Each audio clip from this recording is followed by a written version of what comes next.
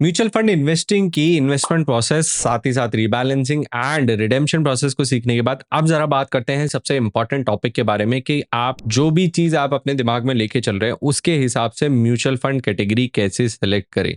जब भी हम किसी भी इन्वेस्टमेंट को अपने लिए प्लान कर रहे हैं, उसके अंदर पैसा लगाने के बारे में सोच रहे हैं, चाहे वो एसआईपी हो या फिर लमसम हो, दोनों में से किसी भी वे से हम अगर अब पैसा इन्वेस्ट करने के बारे में सोच रहे हैं तो हमें दो बातों का ध्यान सबसे ज्यादा देने की जरूरत है, जो कि है time period and second thing is nature of goal. किस पर्टिकुलर चीज के लिए आप सेव कर रहे हो, वो क्या रिजिड है या आपकी वांट है, ख्वाहिश है, इन दोनों बातों के ऊपर आपकी म्यूचुअल फंड कैटेगरी डिपेंड करने वाली है। अब एक एक करके एग्जांपल लेते हैं और समझते हैं कि कैसे हम इस पूरे फ्रेमवर्क को बनाने वाले हैं। सबसे पहली चीज, अगर आपका टाइम पीरियड 1 साल से नीचे का है, यानी कि आप किसी ऐसे गोल के लिए सेव कर रहे हो जो अगले 1 साल के अंदर आपको अचीव करना ही करना है, तो उस सिनेरियो के अंदर आपके पास सबसे बड़ी जो चीज है वो समझने वाली ये है कि आप शेयर मार्केट के अंदर पैसा नहीं लगा सकते। आप चाहे किसी भी गोल, किसी भी पर्टिकुलर, चाहे गाड़ी के लिए, घर के लिए, या फिर वेकेशन के जाने के लिए, या फिर फोन खरीदने के लिए, किसी भी पर्पस के लिए अगर 1 साल तक ही इन्वेस्ट कर सकते हो और उसके बाद वो आपको गोल अचीव करना है, तो उस सिनेरियो के अंदर शेयर बाजार में पैसा नहीं लगाना है। तो यहां पर अगर आपका गोल नेसेसिटी भी है या फिर वांट भी है, इन दोनों केसेस के अंदर आप या तो आर्बिट्राज फंड के अंदर जा सकते हो, लिक्विड फंड के अंदर जा सकते हो, या फिर इक्विटी सेविंग्स फंड के अंदर जा सकते हो, ओवरनाइट हो गया, मनी मार्केट फंड हो गया, इस तरीके के इन्वेस्टमेंट्स के अंदर जा सकते हो। आर्बिट्राज और इक्विटी सेविंग्स उनके लिए सुटेबल रहने वाला है जिनकी 30% की टैक्स स्लैब रहती है,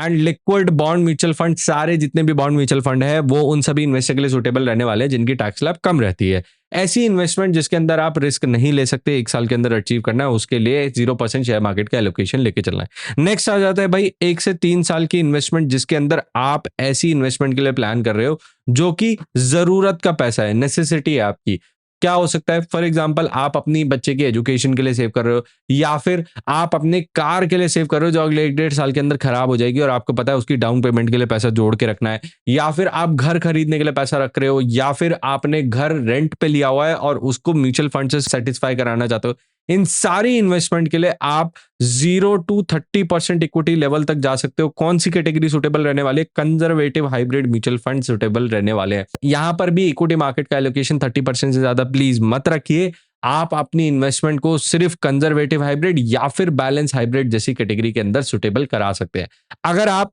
इसी टाइम पीरियड के अंदर किसी वांट के लिए खर्चा करने के बारे में सोचे हो, फोन खरीदना है, गाड़ी खरीदना है, या फिर इंटरनेशनल वेकेशन पे जाना है, इन सारी चीजों के लिए आप बैलेंस या फिर मल्टी एसेट जैसे फंड्स के अंदर जा सकते हो, जहां पर आपका 50% इक्विटी लेवल रहने वाला है। नेक्स्ट जो कैटेगरी आने वाली है वो आने वाली है 3 से 5 साल के खर्चों के लिए। ऐसी इन्वेस्टमेंट जहां पर आप नेसेसिटी के लिए पैसा डाल रहे हो, यहां पर आप कोशिश करिए कि अगेन 50% इक्विटी को रखते हुए बैलेंस या मल्टी एसेट के अंदर ही पैसा डालिए। यहां पर भी ज्यादा रिस्क लेने की कोशिश मत करिए। बट अगर आप किसी वांट के लिए यहां पे सेव कर रहे हो, ऐसी इन्वेस्टमेंट है जो थोड़ी सी फ्लेक्सिबल इन नेचर है, शादी करानी है बच्चे की 5 साल के अंदर कभी भी हो सकती है, उसके ऊपर कोई रिजिड बजट लेके नहीं चल रहे हैं, होम लोन के लिए पैसा सेव कर रहे हैं, डाउन पेमेंट थोड़ी कम भी हो जाए कोई बात नहीं, बट रिटर्न्स थोड़े से ज्यादा चाहिए, एक्टिव इनकम भी अच्छी खासी है, उस एक्टिव इनकम की मदद से हम ईएमआई को अच्छे से सपोर्ट कर पाएंगे। इन सारे खर्चों के लिए आप यहां पर थोड़ा सा एग्रेसिव जा सकते हो, मल्टी एसेट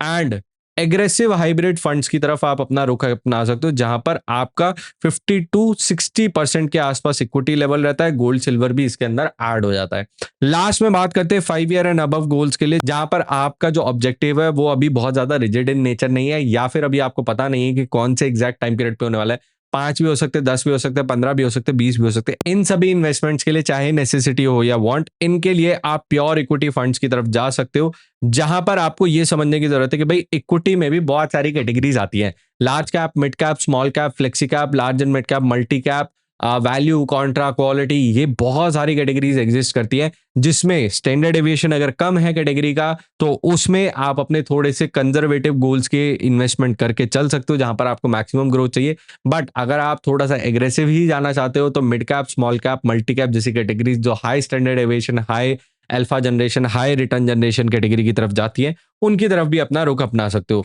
तो इस पूरी प्रोसेस को फॉलो करते हुए आपको अपनी इन्वेस्टमेंट के अंदर जिस भी पर्पस के लिए आप सेव कर रहे हो, उसके अंदर आपको ये लिखने की जरूरत है कि आप कितने साल तक सेव करने वाले हो, उसमें आपको टाइम पीरियड आपका लिखना है और किस पर्पस के लिए सेव कर रहे हो। अगर वो बहुत ज्यादा रिजिड गोल है तो आप कंजर्वेटिव इन्वेस्टमेंट की तरफ जाओ, अगर वो बहुत ज्यादा फ्लेक्सिबल गोल है तो उसमें आप थोड़ा सा एग्रेसिव जाके रिटर्न्स के ऊपर भी फोकस कर सकते हो। ये है प्रोसेस जिसकी मदद से हम एक म्यूचुअल फंड पोर्टफोलियो के अंदर स्कीम्स को ऐड करते हैं। नेक्स्ट बात करेंगे एक म्यूचुअल फंड पोर्टफोलियो को डिवाइड कैसे किया जाता है, कितनी स्कीम एक म्यूचुअल फंड पोर्टफोलियो के अंदर रखी जाती है, ओवरलैपिंग ना हो, कम स्कीम्स के अंदर ही एक डाइवर्सिफाइड पोर्टफोलियो बन जाए और उसको मैनेज करना भी आसान हो, उस चीज के ऊपर बात की जाएगी। तो चैनल को सब्सक्राइब कर लो और म्यूचुअल फंड सीरीज के अंदर जहां पर हम आपको एक इन्फॉर्म्ड म्यूचुअल फंड इन्वेस्टर बना रहे हैं उसके अंदर बने रहो। Mutual fund investments are subject to market risks. Read all scheme related documents carefully.